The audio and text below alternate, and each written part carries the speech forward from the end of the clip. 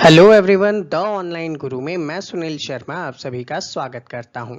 आज के इस सेशन में हम अप्रैल 2022 से रिलेटेड इम्पॉर्टेंट करंट अफेयर्स को कवर करने जा रहे हैं। ये current affairs in various examinations में आपकी हेल्प करने वाले हैं। आप लोगों के सजेशंस के अकॉर्डिंग अब हमने इंग्लिश के साथ साथ उसका हिंदी ट्रांसलेशन भी साथ में इंक्लूड किया है, ताकि दोनों ही मीडियम के जो स्टूडेंट्स हैं उन सभी को यहाँ पे हेल्प मिल सके। ऐसे ही रेगुलर अपडेट्स हम अपने चैनल पे आप लोगों के लिए लेकर आते हैं, तो इन सभी को देखने के लिए हमारे चैनल को सब्सक्राइब करके बेल आइकन प्रेस करना मत भूलिएगा। प्रीवियस सेशन में हमने आपसे कुछ क्वेश्चंस पूछे थे जिनका आप सभी ने बिल्कुल करेक्ट आंसर दिया है, जैसे कि यूनेस्को का फुल फॉर्म क्या है, आईएसआई का फुल फॉर्म क्या है, सरदार वल्लभ भाई पटेल के लिए कौन कौन से निक नेम का यहाँ पे यूज किया जाता है। तो ऐसे वेरियस क्वेश्चंस हम लोग बीच बीच में अपने सेशन में पुट करते रहते हैं, और उनमें से कुछ करेक्ट आंसर देने वाले जो बच्चे हैं उन सभी के नेम्स यहाँ पे प्रेजेंट किया जाता है। सेम एज आज के सेशन में भी ऐसे ही कुछ क्वेश्चंस होंगे, आप लोग यहाँ पे आंसर कीजिए और आप लोगों का भी नाम नेक्स्ट सेशन में प्रेजेंट किया जाएगा। तो आज का सेशन स्टार्ट करें उससे पहले मैं आप सभी को अनअकैडमी से इंट्रोड्यूस करवाना चाहूँगा। ये इंडिया का लार्जेस्ट लर्निंग प्लेटफॉर्म है, जिसकी मदद से आप आरपीएससी के एग्जाम्स इजीली क्रैक कर सकते हैं। इसके लिए आपको अनअकैडमी लर्निंग ऐप इंस्टॉल करना है, जिसका लिंक नीचे डिस्क्रिप्शन में दिया गया है। उसके बाद आप अपने मोबाइल नंबर को एंटर करेंगे, गोल सिलेक्ट करेंगे, लैंग्वेज सिलेक्ट करेंगे और रेफरल कोड में ऑनलाइन गुरु को एंटर करेंगे, ताकि आप फ्री सेशंस वहां पे देख सकें। अनअकैडमी आपके लिए लेकर आ रहा है स्कॉलरशिप फ्री टेस्ट सीरीज। यहाँ पे अगर आप आरएएस के लिए प्रिपेयर करते हैं और रैंक लेकर आते हैं तो आपके लिए अट्रैक्टिव रिवॉर्ड्स भी रखे जाते हैं। साथ ही साथ अनअकैडमी ज्वाइन करने के वेरियस बेनिफिट्स हैं, जैसे आप अपने घर से लाइव सेशंस ले सकते हैं, आपको कोर्सेज का अनलिमिटेड एक्सेस मिलेगा, टॉप एजुकेटर से आप मिल सकते हैं, कंप्लीट एग्जाम की प्रिपरेशन है, study material in PDF format etcetera etcetera. Unacademy पे वेरियस एग्जाम्स के लिए बैचेस अवेलेबल हैं, जैसे कि RAS second grade, first grade, Rajasthan police, VDO, ग्राम सेवक, एसआई, पटवार, रीट एटसेट्रा एटसेट्रा। अनअकैडमी को आप वेरियस प्लेटफॉर्म पे भी फॉलो कर सकते हैं, लाइक यूट्यूब पे Unacademy live RPSC, Unacademy Rajasthan जैसे चैनल्स हैं। सेम एज टेलीग्राम पे आप आरपीएससी टेलीग्राम चैनल को भी फॉलो कर सकते हैं, और इन सभी का लिंक नीचे डिस्क्रिप्शन में दिया गया है। वीडियो को स्टार्ट करते हैं। पसंद आए तो लाइक और शेयर करना मत भूलिएगा। न्यूज आप सभी के सामने आ रही है कि इंडिया ने एक मेजर लैंडमार्क हासिल किया है।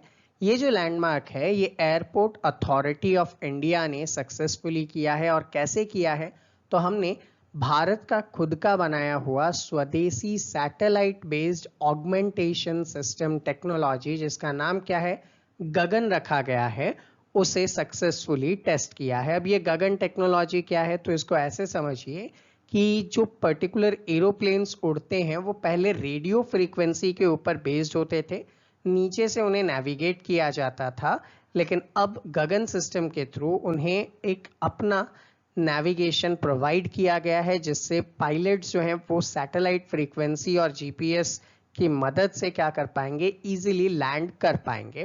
तो इससे ज़्यादा से ज़्यादा जो है फ्लाइंग सेक्टर उनका यहाँ पे डेवलपमेंट हो जाएगा। और किस फ्लाइट ने सबसे पहले इसको टेस्ट किया, तो देखिए इंडिगो इसे टेस्ट करने वाला पहला फ्लाइट बन जाती है, जो कि एशिया के अंदर इसे पहली बार टेस्ट कर रहा है। साथ ही साथ कहाँ पे इस टेक्नोलॉजी का यूज़ करते हुए प्लेन को उतारा गया था, तो किशनगढ़ एयरपोर्ट राजस्थान के अंदर इसे उतारा गया था।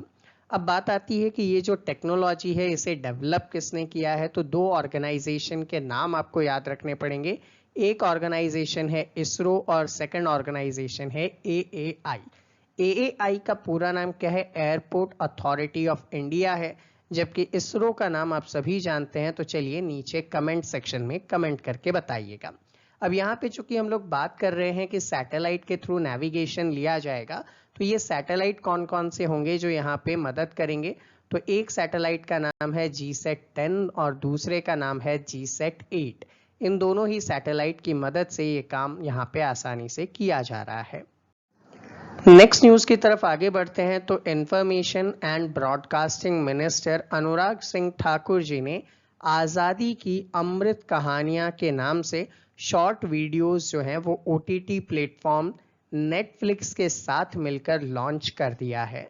अब ये जो प्लेटफॉर्म पे क्या किया जाएगा, तो देखिए नेटफ्लिक्स जो है वो 2-2 मिनट के शॉर्ट फिल्म्स यहाँ पे जनरेट करेगा सोशल मीडिया प्लेटफॉर्म्स पे शेयर करने के लिए, लाइक दूरदर्शन एटसेट्रा। तो यहाँ पे ये जो फिल्म बनाई जाएंगी, ये फिल्म जो कि आज़ादी का अमृत महोत्सव सेलिब्रेट कर रहे हो, तो ऐसे 75 शॉर्ट फिल्म्स जो हैं वो बनाई जाएंगी। ठीक है, शॉर्ट फिल्म कितनी होंगी? 75 होंगी। क्या ड्यूरेशन होगा? 2 मिनट्स के अप्रॉक्स होंगी। और किन किन चीज़ों पे बनाई जाएगी, तो देखिए इन्वायरमेंट से रिलेटेड हो गया, ठीक है, वुमेन एम्पावरमेंट से रिलेटेड हो गया, सस्टेनेबल डेवलपमेंट से रिलेटेड हो गया। तो ऐसे ही टॉपिक्स के ऊपर ये वीडियोस बनाकर शेयर की जाएंगी। अगली न्यूज आती है कि आगरा जो है वो बन चुका है भारत की पहली सिटी जहां पे vacuum based sewer system available होगा। और वैक्यूम बेस्ड सीवर सिस्टम का मतलब कुछ इस प्रकार से है कि जैसे ये जो एक चैम्बर बनाया गया है, यहाँ पे ऐसे वेरियस वैक्यूम सक्शंस लगे होंगे, तो आपके घरों का जो स्लज है वो अगर कहीं पे जाम हो जाता है तो ये वैक्यूम ट्यूब्स के थ्रू इनको निकाला जा सकेगा, आसानी से क्लियर होगा और इजीली यहाँ पे सारा काम मेंटेन किया जाएगा। क्योंकि आपको पता है कि जो ताजमहल के आसपास का जो रीजन है वो थोड़ा सा लोअर साइड पे आता है, तो वहाँ पे ड्रेनेज जो है वो पॉसिबल नहीं है, तो वहाँ पे ऐसे सक्शन और वैक्यूम लगाना ही एक कारगर उपाय होगा। तो ये काम किया जा रहा है। अब इस काम को मेंटेन करने के लिए हम लोगों ने अगले 5 इयर्स तक एक ऑर्गेनाइजेशन से क्या किया है, टाई अप किया है, और वो ऑर्गेनाइजेशन नीदरलैंड की है। तो नीदरलैंड के साथ भारत का टाई अप है ताकि हम लोग इस काम को आसानी से कर सकें। अगली न्यूज आती है गिरिराज सिंह जी, इन्होंने क्या किया, इंडिया के रूरल डेवलपमेंट मिनिस्टर हैं, लॉन्च किया आजादी से अंत्योदय तक अ 90 डे इंटर मिनिस्टीरियल कैंपेन। कब? 28 अप्रैल 2022 के दिन।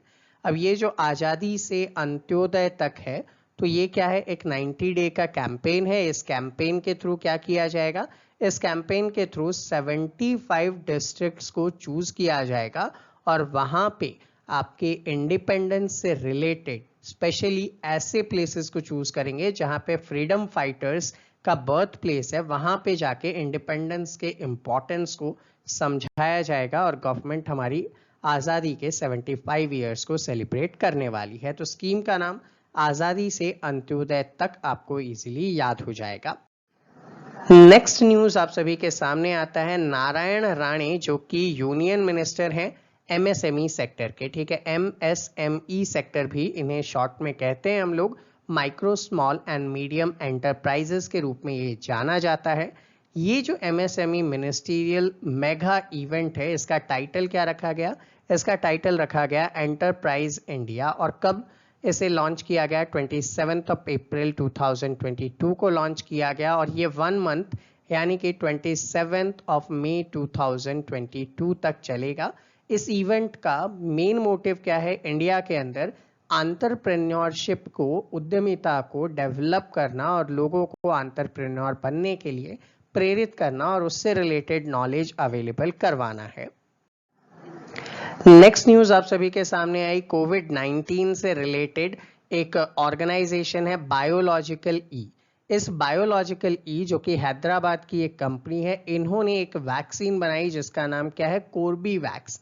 इस वैक्सीन को 5 से 11 सालों के बच्चों के लिए अप्रूवल दे दिया गया है। तो 5 से 11 सालों के जो बच्चे हैं उनको कौन सी वैक्सीन लगाई जाएगी, तो आपका आंसर क्या हो जाएगा, कोर्बीवैक्स नाम की वैक्सीन हो जाएगी। जबकि यहाँ पे मैं आपसे कुछ और क्वेश्चन पूछूंगा कि जैसे कि वेरियस वैक्सीन्स थी, लाइक कोवैक्सीन थी, ठीक है, आपने कोवैक्सीन लगवाया होगा, आपने अदर वैक्सीन्स लगाई होंगी, स्पुतनिक लगवाई होंगी, तो ये सारे जो कोविड-19 से रिलेटेड वैक्सीन्स हैं, इनके नाम और इनको बनाने वाले ऑर्गेनाइजेशंस के नाम आप नीचे कमेंट सेक्शन में कमेंट कीजिए। अगली न्यूज आती है कि नेशनल पंचायती राज दिवस हम लोगों ने 24 अप्रैल के दिन सेलिब्रेट किया।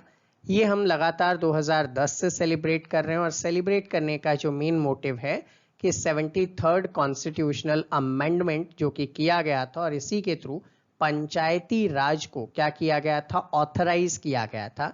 जो कि आपने सुना होगा महात्मा गांधी जी कई बार कहते हैं कि अगर क्या कर दिया जाए, किसी ग्राम को, किसी विलेज को आत्मनिर्भर बना दिया जाए तो देश की तरक्की अपने आप हो सकती है। तो ऐसी से रिलेटेड बाद में पंचायती राज अधिनियम आया, ठीक है, उनको संवैधानिक दर्जा दिया गया और ये सारा इवेंट आपके सामने आ जाता है। और इसकी शुरुआत अगर आप जानते हैं तो आपके सामने आएगा राजस्थान का नागौर जिला, जहां पे सबसे पहले पंचायती राज संस्थाओं की शुरुआत की गई थी। नेक्स्ट न्यूज आती है ऊर्जा प्रवाह के नाम से। इंडियन कोस्ट गार्ड का एक शिप जो है वो कोस्ट गार्ड को अवेलेबल करवाया गया और किस जगह, गुजरात के भरूच के अंदर इसे स्टैब्लिश किया गया है। ये जो एरिया है वो Indian coast guard district headquarter 4 जो कि माहे एंड केरला से रिलेटेड ऑपरेशन कमांड है उसे सौंपा गया है। तो यहाँ पे तटरक्षक बल इसके थ्रू ऑपरेशंस कर सकेंगे। हाल ही में सेंट्रल गवर्नमेंट ने अपॉइंट किया है इकोनॉमिस्ट सुमन बेरी को वाइस चेयरमैन के रूप में नीति आयोग के। जो कि आप सभी जानते हैं राजीव कुमार जो हैं, इन्होंने क्या किया, इन्होंने अपना रेजिग्नेशन दिया था इस पद से। उसके बाद नए चेयरमैन की कवायद शुरू हुई और नए चेयरमैन के रूप में यहाँ पे सुमन बेरी को चेयरमैन अपॉइंट किया गया है। सुमन बेरी जो है वो 1 मई 2022 से इस पदभार को ग्रहण करेंगे। ये बहुत ही इंपॉर्टेंट पर्सन्स हैं। पहले ये NCAER के लिए काम कर चुके हैं, national council of applied economic research में डायरेक्टर जनरल के पद पे। इसी के साथ साथ इंडियन स्टैटिस्टिकल कमीशन में इन्होंने काम किया।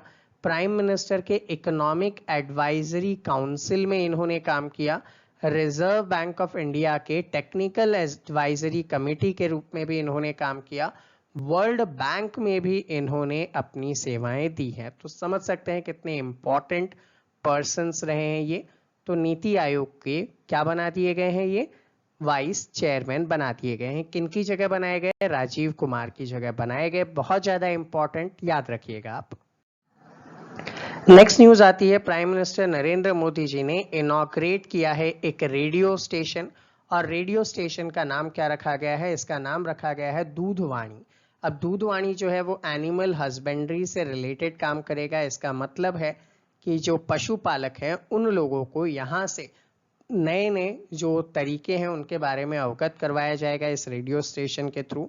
ये जो है ये कहाँ पे इस्टेब्लिश किया गया है, तो बनासकांठा, ठीक है, बनासकांठा नाम की जो डिस्ट्रिक्ट है वहां पे इसे इस्टेब्लिश किया गया है। और कहाँ पे, बनासकांठा में बनास डेयरी के अंदर इसे इस्टेब्लिश किया गया है। ठीक है, तो लगभग 5 लाख डेयरी प्रोड्यूसर्स जो हैं उनको इससे क्या मिलेगी, सहायता मिलने वाली है। नेक्स्ट आपके सामने न्यूज आता है कि 25 अप्रैल को वर्ल्ड मलेरिया डे के रूप में सेलिब्रेट किया जाता है। इसके पीछे का मेन मोटिव है लोगों को मलेरिया से इन्फॉर्म करना कि इससे बचना आपको चाहिए। इसकी जो थीम थी वो रखी गई थी harness innovation to reduce the malaria disease burden and save life. यहाँ पे एक क्वेश्चन मैं आपसे पूछना चाहूंगा कि मलेरिया जो है किस मॉस्क्यूटो के काटने से स्प्रेड होता है, नीचे कमेंट सेक्शन में कमेंट कीजिए। हाल ही में 25 अप्रैल के ही दिन रायसेना डायलॉग जो है वो प्राइम मिनिस्टर नरेंद्र मोदी जी ने इनॉग्रेट किया था। ये जो डायलॉग था ये 25 अप्रैल से चलेगा 27 तक। ठीक है, तो टोटल 3 डेज का ये डायलॉग है, 25, 26 एंड 27।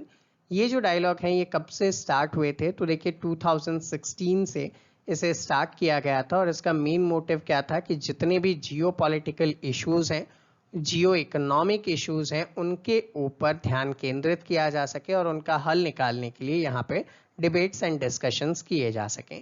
इस साल की थीम रखा गया था टेरा नोवा, इम्पैशनेटेड, इम्पेटेंट एंड इम्प्रीलाइड।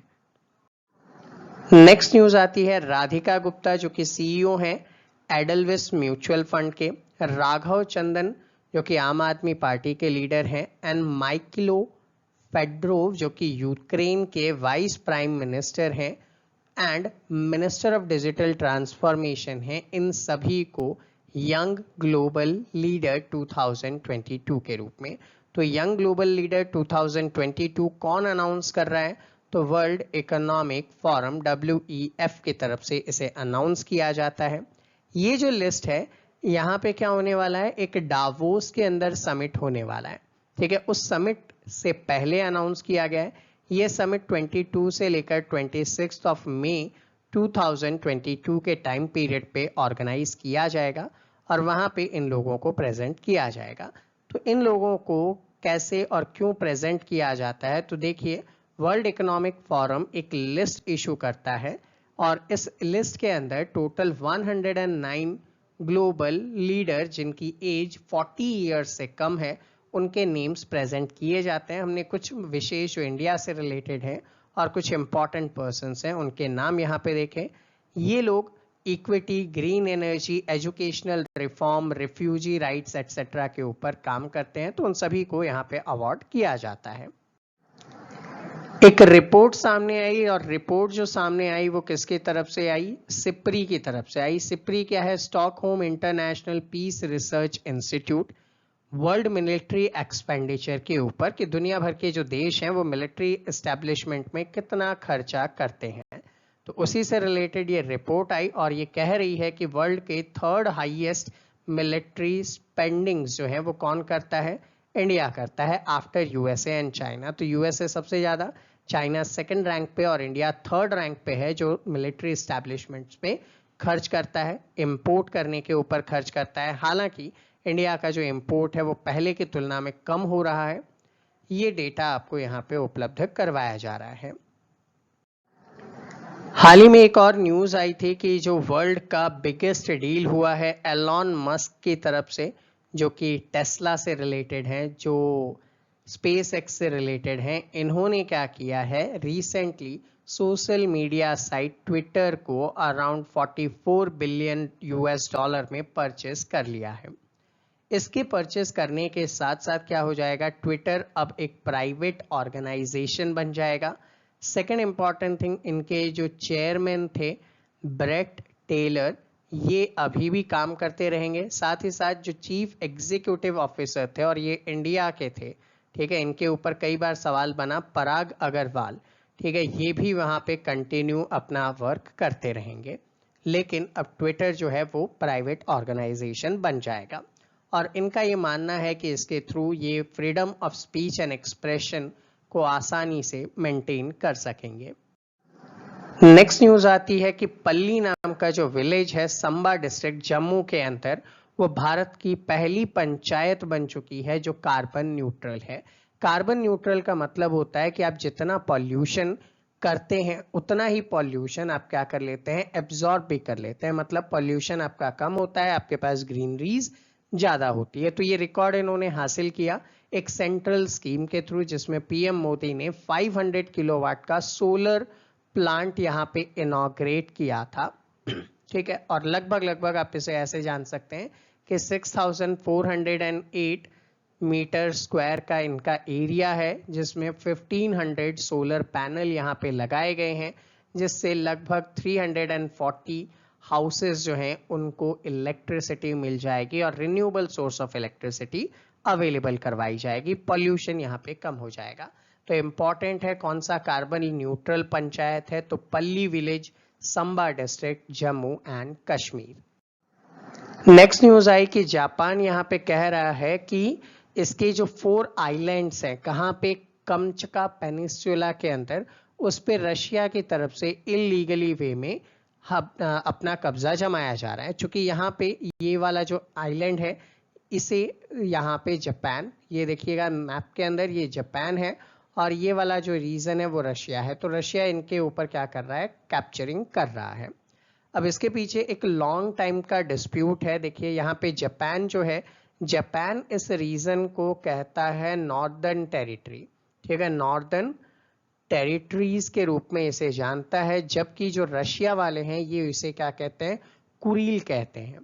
अब डिस्प्यूट कब का है, सेकेंड वर्ल्ड वॉर के टाइम पीरियड का है। और सेकेंड वर्ल्ड वॉर में क्या हुआ था, तो सेकेंड वर्ल्ड वॉर में जापान, इटली और जर्मनी की संयुक्त सेना को सोवियत यूनियन ने हरा दिया था और उसी के थ्रू ये मानते हैं कि इनकी जगह पे हमारा कब्जा हो जाएगा। लेकिन जापान का यहाँ पे कहना है कि हमने 1951 का सैन फ्रांसिस्को पीस ट्रीटी की थी और उस वजह से ये जो आइलैंड है इस पे किसका अधिकार रहेगा, जापान वाले का रहेगा। तो इन पे दोनों ही एक दूसरे के अधिकार को लेते हुए यहाँ पे डिस्प्यूट देखने को मिल रहे हैं।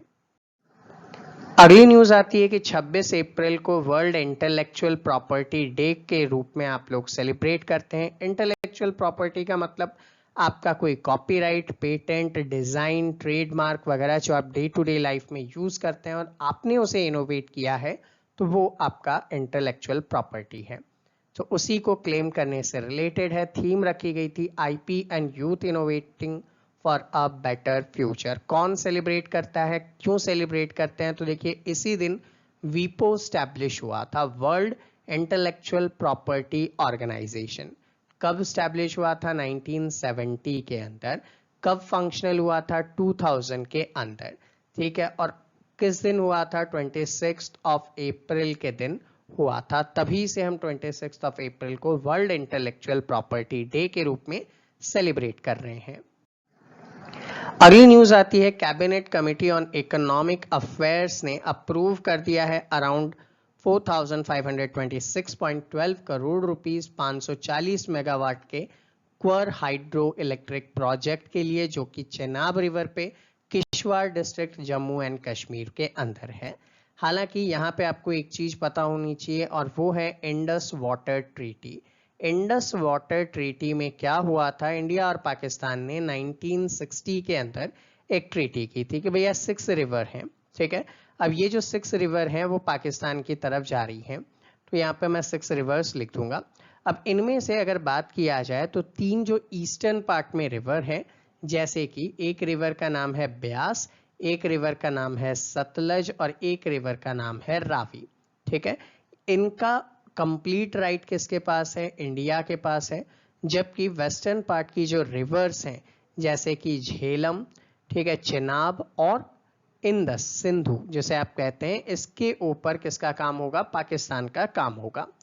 लेकिन बाकी के इनके ऊपर भी अगर कोई काम किया जाए, चूंकि देख रहे हैं आप चेनाब इस लिस्ट में आता है, तो इन पे अगर कोई काम किया भी जाता है तो वो इंडिया कर सकता है। विद किसे इन्फॉर्म करना पड़ेगा? पाकिस्तान को आपको इन्फॉर्म करना पड़ेगा। इस वजह से भी ये जो पर्टिकुलर पावर प्रोजेक्ट है ये लैमलाइट में आ रहा है। तो स्टूडेंट, ये था हमारा आज का सेशन। आई होप आप सभी को इजीली समझ में आया हो। फिर भी अगर कोई डाउट या कोई क्वेरी है तो आप नीचे कमेंट सेक्शन में कमेंट कर सकते हैं। विद इन 24 आवर्स आपके सभी डाउट एंड क्वेरीज को रिजॉल्व किया जाएगा। ऐसे ही और सेशंस देखने के लिए हमारे चैनल को सब्सक्राइब करके बेल आइकन प्रेस करना मत भूलिएगा। मिलते हैं आपसे अगले सेशन में, तब तक के लिए जय हिंद।